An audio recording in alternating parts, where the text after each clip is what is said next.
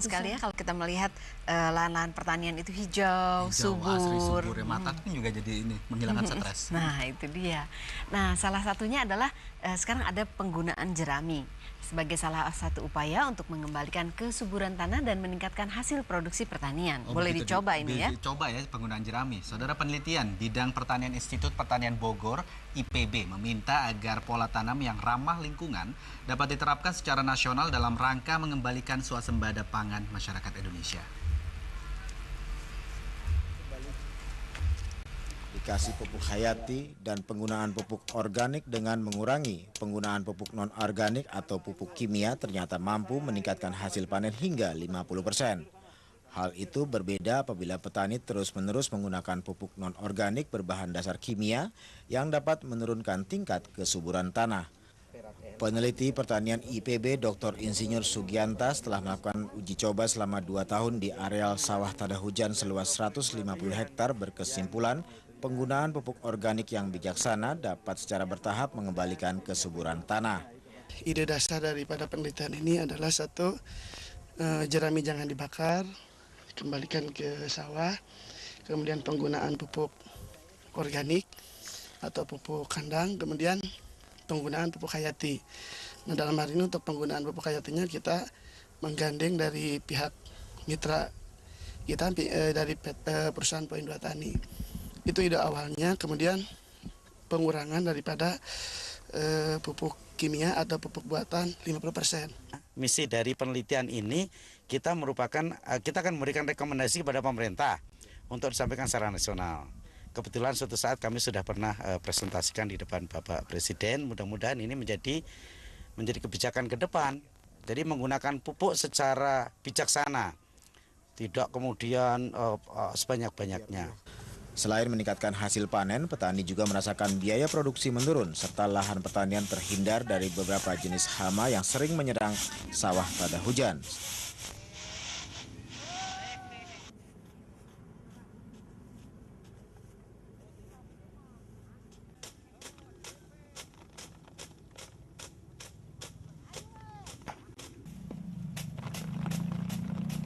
Itu pada barantakan kayak itu gitu, Bu.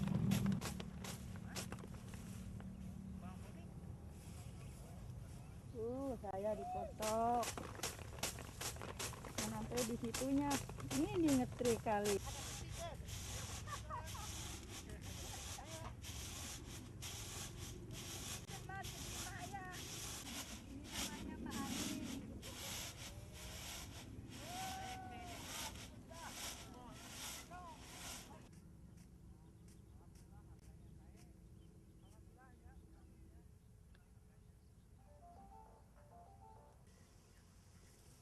Ya udah, lu udah pakai aja deh,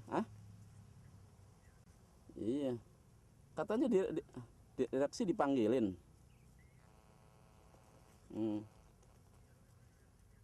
Mau ke ini, kok kameranya ada nih, pakai kamera lain.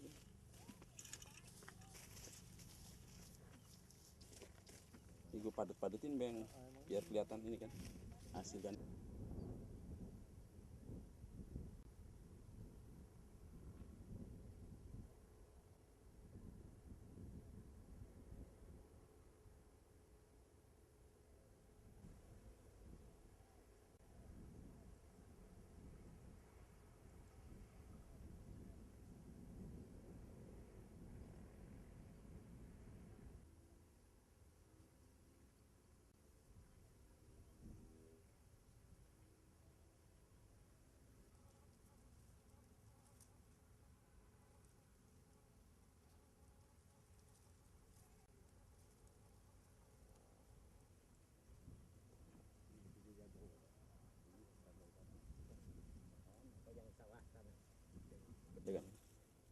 Batangnya hijau ya, tapi padi itu udah berisi, udah berisi.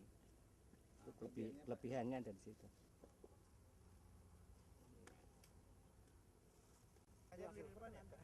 Dari anakannya pun lebih banyak. Spidol silver. Oh iya. Lebih emas pun ada. Oh tadi enggak, ini baru ingat di sini. Jadi ini Bang, saya ambil gambar ini nih Bang, apa batangnya nih.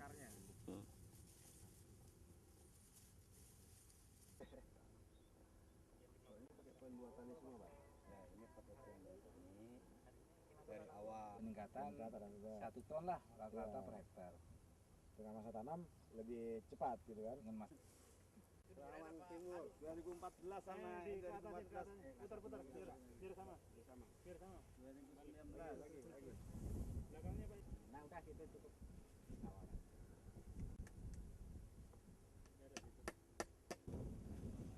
Jadi, ikut pastinya nih gubernurnya.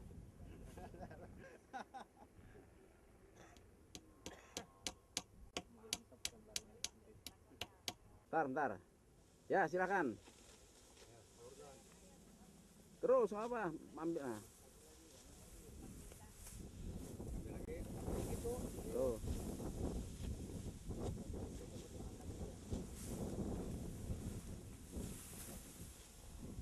Apa?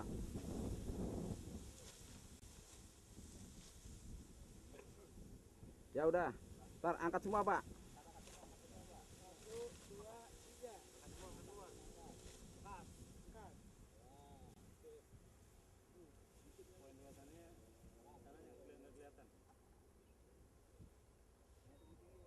Agak turun, Pak. Diam.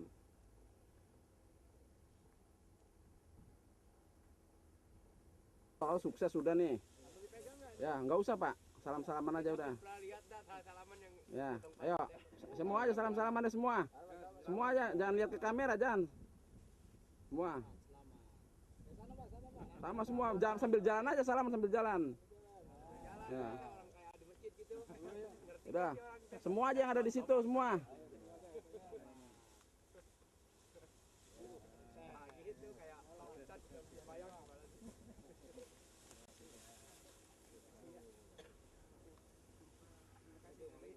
Tadi ya, Pak, mangga. Jalan, bawa padinya tuh.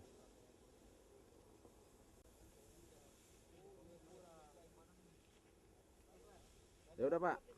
Udah jalan, Pak. Sini, Pak, jalan, Pak. Keluar dari situ. Mangga.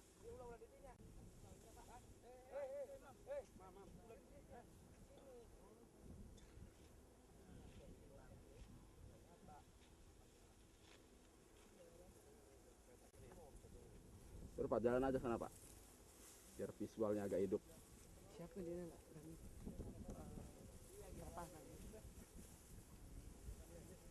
Dol, buatan apa kali Dol? Buatan.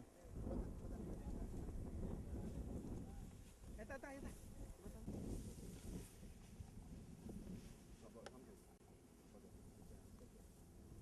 Air sih panas lagi kan. Karena eta. Ini pertanyaan saya mengenai cara sini bagaimana? Embeng ya? Dibanding dengan Embeng. sebelumnya bagaimana? Tes, oke? Embeng, ya. Pak, pola penanaman lahan di sini bagaimana, Pak? Pertama, sebelum ditraktor satu kali,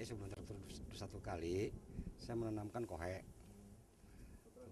kotoran hewan. Nah, udah setelah kotoran hewan, saya semprotkan poin 2 tani satu kali. Yang kedua kali, sebelum tanur 2 hari, saya masukkan lagi poin 2 tani. Jadi kelihatannya tanah halus, gitu. Kedua-dua, jadi sifat pertumbuhan padi itu beda. Bedanya si tanah itu lembut ya. Jadi istilahnya kalau misalkan dibandingkan sama kimia pool beda. Kalau pakai kimia pool keras, sedangkan pakai poin 2 tani lembut. Kemudian untuk batang padinya sendiri? Batangnya padi bagus, pertumbuhannya juga bagus dari awal sampai mau panen. Kemudian kalau kita melihat hasilnya sendiri bagaimana, Pak? Memuaskan saya. Bisa di berapa ton hasil biasanya? Ya perkiraan 8 ton didapat lah. Sebelumnya? Sebelumnya saya paling 7 ton. Ya. Kemudian untuk ini sendiri, Pak, apa penggunaan biaya produksinya dengan menggunakan Ya jauh. solar, Jauh. bisa dijelaskan? Kalau misalkan pakai pool kimia, pakainya 4 kintal. Sekarang dipangkas setengah jadi 50%. Berarti kalau misalkan 4 kintal dipangkas setengah jadi 2 kintal. Pola ini sudah diterapkan oleh masyarakat sini, Pak? Sudah berapa lama? Kalau saya udah 2 kali. Hasilnya kemarin dapat 7 ton real. Tapi lihat perkembangan dari dulu, yang dulu sampai yang sekarang beda. Lebih bagus mana? Lebih bagus sekarang. Jadi ada kemungkinan lebih tinggi lagi Pak ya? Ada kemungkinan lebih. Gitu. Kalau lihat situasi padinya gitu ya. Harapan Bapak sendiri gimana Pak? Masalah untuk 2 tani sendiri sulit nggak mendapatkannya Pak? Enggak. Gampang. Gampang. Harganya? Harganya 120 per liter. Penghematan berapa rupiah Pak? Ya kalau dibandingkan sama kimia pool jauh. Berapa? Kurangnya? Ya misalkan harga pupuk 23, NPK Kujang kali 4 92. Ditambah kimia insek apa gitu. Jadi perkiraan 2 juta lebih kalau pakai kimia pool, tapi pakai sekarang hampir 1 juta lebih. Jadi menguranginya hampir setengahnya. Ya, setengahnya dari kimia gitu. Dan lihat dari sini pakai kimia pool sama pakai poin 2 tani, pakai pupuk setengah. Dilihat dari sekarang ini nggak kalah. Ya, Yang menggunakan bibit apa Pak? Ciherang. Ciherang, yang cocok Pak? Ya. Iya, cocok Ciherang. Yuk.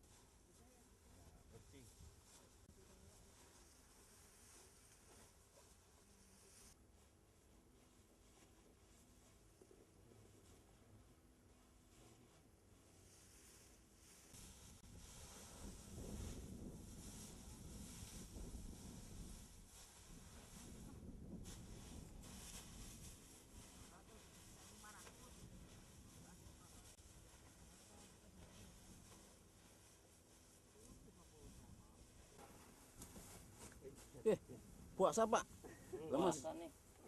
Saban, puasa Saban. Nafsu saking banyaknya gitu.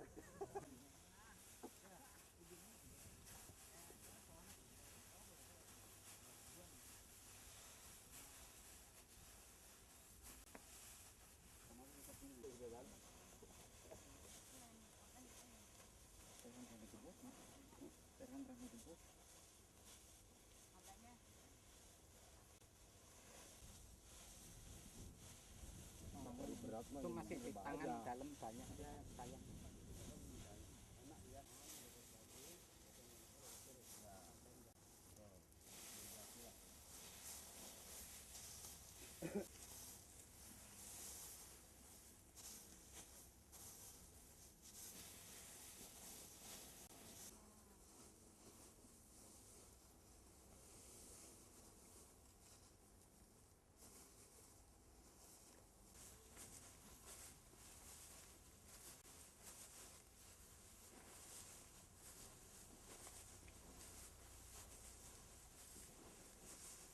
Perbedaan masyarakat. Itu biasa aja. Ayo mangga Bu. Ya, bisa dijelaskan mengenai pola tanam masyarakat di sini sebelumnya seperti apa? Khususnya ini untuk kelompok tani Tirta Mekar 2 ya, kemudian juga kelompok tani yang lain untuk pola tanam seperti menggunakan pupuk organik semi lah gitu ya, dengan menggunakan NPK. Masyarakat sini udah mulai budaya gitu ya. Mereka itu udah tahu masalah komponen-komponen yang digunakan dalam komponen PTT itu. Apalagi dengan adanya bantuan-bantuan dari program dari pemerintah, terutama ini seperti program SLPTT, mungkin semua kabupaten itu ada. Khususnya di sini kelompok tani Tirta Mekar 2 ini sudah dapat ya, sudah 2 kali kalau nggak salah itu ya. Ini kelompok tani itu alhamdulillah bisa meningkatkan produksi Pak. Sampai mula-mula mungkin 5 ya. Alhamdulillah sekarang itu bisa sampai 8 sampai 10 ton. Nah, ini kendalanya terutama di sini Pak, kalau pola tanam ini sudah baik ya Pak ya. Ini masalah irigasi. Irigasi ini yang merupakan kendala Pak. Lihat kendalanya itu mungkin karena ini Karawang Wetan itu termasuk di dalam kota ya. Jadi banyak alih fungsi lahan. Mau nggak mau di sini banyak saluran ini ada yang ya tercemar gitu ya. Jadi ya petani ini sekarang itu udah pinter ya. Jadi bisa dialihkan gitu ya. Dialihkan semacam disaring dulu Pak. Jadi kalau misalkan limbahnya itu kotor ya terbuang, Jadi yang bersihnya itu bisa ditampung.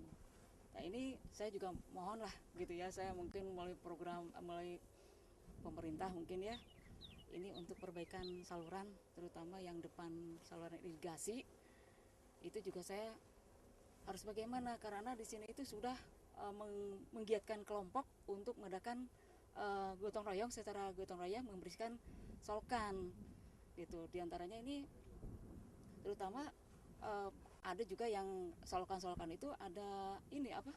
Ada rumah, ada bangunan di atas solokan. Nah ini ya penertiban.